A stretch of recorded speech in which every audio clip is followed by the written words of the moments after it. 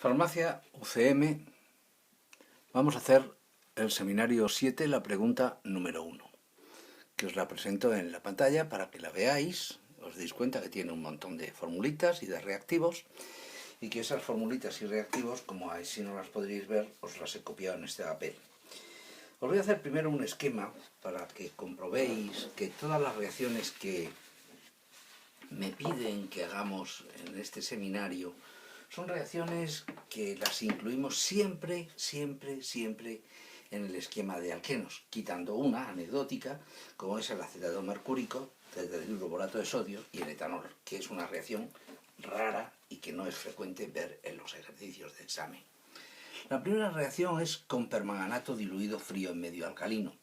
Cuando hablamos de los alquenos, hablamos siempre de las reacciones de oxidación, y sabéis que las clasificamos en dos grandes grupos, las oxidaciones fuertes y las oxidaciones débiles. Dentro de las oxidaciones débiles tenemos el tratamiento con permanganato diluido frío en medio alcalino o con tetraóxido de osmio, lo tenemos aquí. Bien, la siguiente reacción es con permanganato concentrado caliente. Se van al otro lado del esquema y hacen la reacción de rotura del doble enlace por acción de un oxidante enérgico. El tercer apartado es con tetraóxido de osmio. Vuelven a preguntarme exactamente igual que con el permanganato diluido, la formación del cisdiol. Aquí me hablan de tratar con una molécula de perácido, y con los perácidos los alquenos se transforman en epóxidos, pero la posterior hidrólisis que me van a pedir que hagamos me va a conducir a la formación del diol en trans.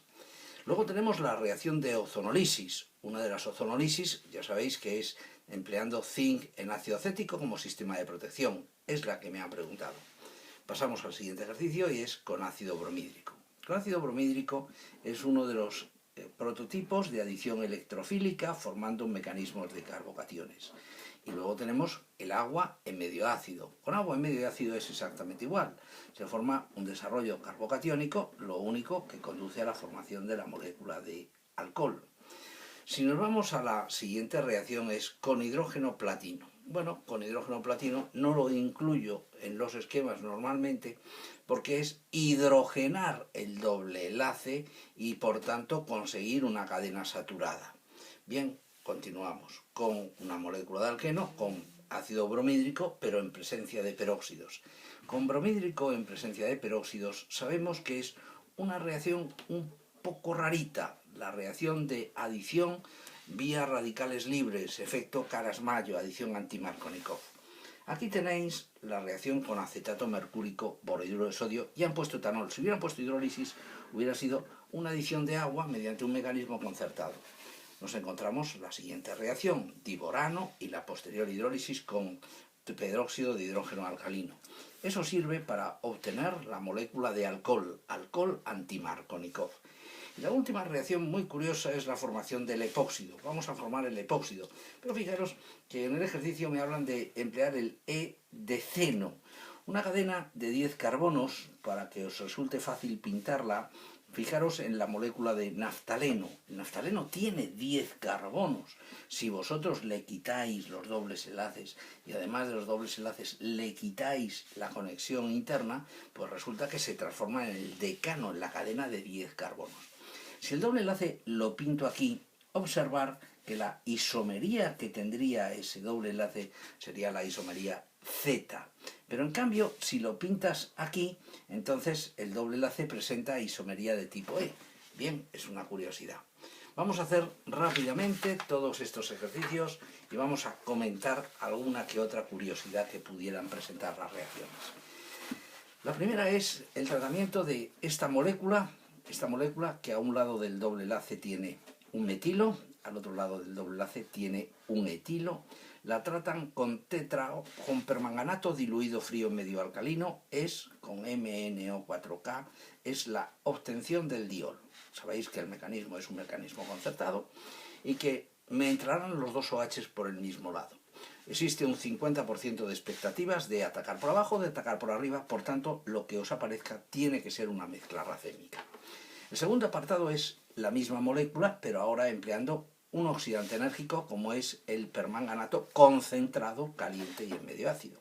Eso dará como consecuencia la rotura del doble enlace, liberando funciones ácidas orgánicas.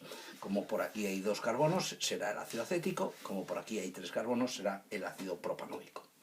La siguiente reacción que nos encontramos es el tratamiento de la molécula de ciclohexeno con tetraóxido de osmio, reactivo, muy caro y muy venenoso, y que le ponen como curiosidad agua oxigenada. Bueno, cuando vosotros hacéis el mecanismo concertado y obtenéis el diol, pero por la misma cara, no olvidéis que con permanganato diluido o con tetraóxido de osmio el diol se forma en cis. Se libera trióxido de osmio, se produce un proceso de reducción del tetraóxido. Con el agua oxigenada se recicla el tetraóxido de osmio y por tanto actúa como un catalizador. Ya os he dicho que es muy caro y muy venenoso y que por tanto interesa recuperarlo. La siguiente reacción es tratar a la molécula de ciclopenteno con una molécula de ponen ACOOH. AC es el radical acetilo. Si luego me dicen OH es el perácido. Con los perácidos, las moléculas de alqueno sufren el proceso de epoxidación.